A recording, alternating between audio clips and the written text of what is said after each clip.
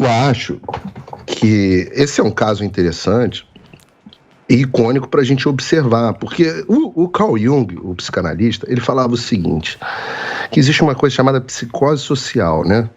É quando as pessoas numa sociedade entram num estado de enlouquecimento.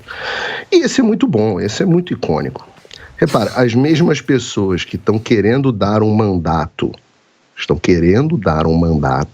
a um sujeito que foi condenado em múltiplas instâncias, em mais de um processo, por corrupção, não é qualquer corrupção.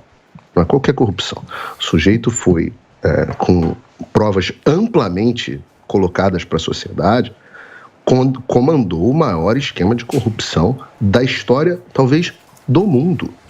Com 6 bilhões devolvidos aos cofres públicos, mas 6 bilhões não foi o valor desviado, não. O valor desviado é pelo menos 100 vezes isso. Pelo menos.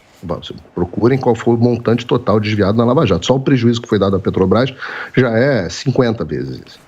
Então, essas pessoas que estão pedindo voto para o maior beneficiário desse esquema, que só foi descondenado por uma questão processual, essas pessoas agora acham que tem que caçar o mandato de uma deputada eleita, de uma senadora eleita, porque ela fez uma denúncia. E você repara, no caso do Marcelo Taz, Marcelo Taz nunca foi muito brilhante, para dizer o mínimo, né? Ele só consegue enxergar 2 cenários. Nos 2 cenários, a Damares é culpada. Ele não consegue enxergar o terceiro cenário, provavelmente é o cenário mais óbvio, que é, sim, ela está falando com uma das várias coisas que ela viu no Ministério, que, segundo o Ministério, foi enviado, sim, para apuração. Foi enviado para apuração. E os órgãos competentes que apuram. O Ministério não tem poder de polícia. O Ministério confirma que foram enviados para apuração. E aí o que você tem? Você não tem nada. Qual é a base do Marcelo Taz para fazer uma afirmação dessa? Qual é a base da Xuxa para fazer uma afirmação dessa? Agora, a gente está falando...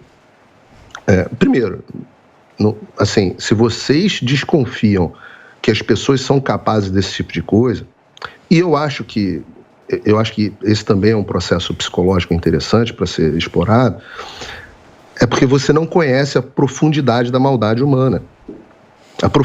Conhecer a profundidade da maldade humana é necessário.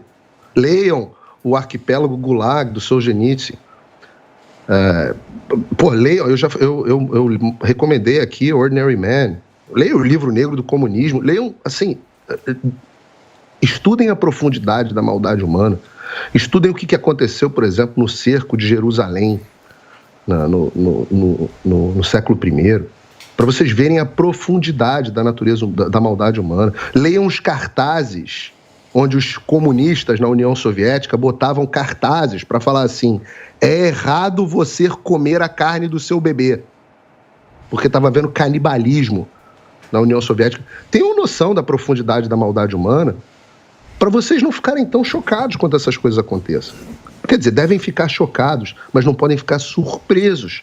Não pode ser que você nunca ouviu falar que existe maldade. Maldade existe. Agora, se essas maldades de fato ocorreram, de novo, nós estávamos comentando há 2 minutos atrás investigações de pedofilia desde 2009 que não andam. Por que não andam? Por que investigação de pedofilia, que deveria ser prioridade para as nossas forças policiais, por que não anda? Eu não sei.